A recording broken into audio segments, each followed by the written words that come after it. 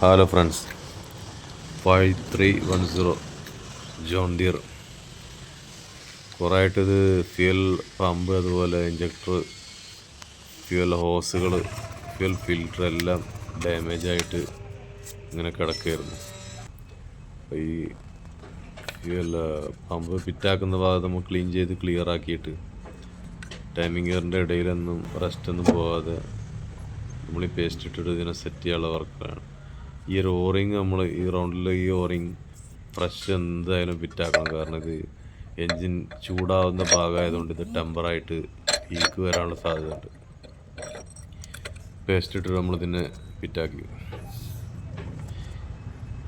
ഇത് ഈ pump set ചെയ്യുന്ന സമയത്ത് നമ്മൾ എൻജിൻ ഓയിൽ മസ്റ്റാണ് ചേഞ്ച് ചെയ്യൽ. അല്ലാന്നുണ്ടെങ്കിൽ നമ്മൾ എൻജിനിലുള്ള പഴയ ഓയിൽ വീണ്ടും ഈ പമ്പിലേക്ക് കയറിയിട്ട് ഈ വേസ്റ്റ് ഓയിൽ തന്നെ പിന്നെ പമ്പിൽ വരാനുള്ള ഒരു അവസരം നമ്മൾ ഒഴിവാക്കും.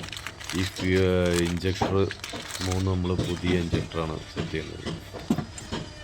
ഫ്രണ്ടിൽ വരുന്ന ഈ ചാവി ഗാഡി നമ്മൾ വളരെ ശ്രദ്ധിച്ചിട്ട് ഫിറ്റാക്കിയില്ല എന്നുണ്ടെങ്കിൽ ഇതിന് ടൈമിംഗ് ഗിയറിൻ്റെ ഇടയിലൊക്കെ വീണ് കഴിഞ്ഞാൽ ടൈമിംഗ് ഗിയർ പൊട്ടുക, അതുപോലെ റോട്ടർ ടൈമിംഗ് ഗിയർ സെപ്പറേറ്റ് കറങ്ങിക്കഴിഞ്ഞാൽ ടൈമിങ്ങിൻ്റെ പ്രശ്നങ്ങളൊക്കെ വരും.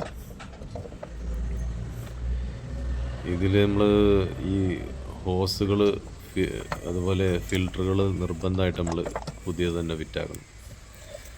ഇതിൽ ടൈമിങ് ഈ ചാവി ഗാഡി നമ്മൾ കറക്റ്റ് ലെവലിൽ നമ്മൾ വെച്ച് കഴിഞ്ഞാൽ അത് ഫിറ്റാക്കാൻ ഈസിയാണ്. ഈ ഒരു വലിയ ഈ ബാക്കിൽ വരുന്ന ഈ ചെറിയ നട്ടുകൾ 4 നമ്മൾ ബാക്കിലും അതുപോലെ ഫ്രണ്ടിൽ വലിയ നട്ടും മാത്രമേ ഇതിന് വരുന്നുള്ളൂ. പിന്നീട് നമുക്കൊരു കപ്പ് മാത്രമാണ് ഈ നട്ടിൻ്റെ ഫ്രണ്ട് ഭാഗത്ത് വരുന്നത്. ഇത് നമ്മൾ സെറ്റ് ചെയ്യുമ്പോൾ നിർബന്ധമായിട്ട് നമ്മൾ ഈ ഇഞ്ചക്ടർ പൈപ്പ് നമ്മൾ എയർ അടിച്ച് നല്ല ക്ലിയർ ആക്കണം.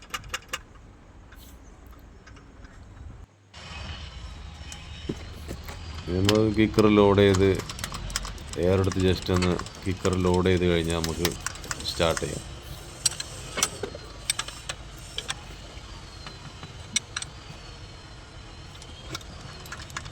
നല്ല കറക്റ്റ് ലോഡാവുന്നുണ്ട്. ഇതൊന്ന് ജസ്റ്റ് ഒന്ന് സ്റ്റാർട്ട് ചെയ്യാം.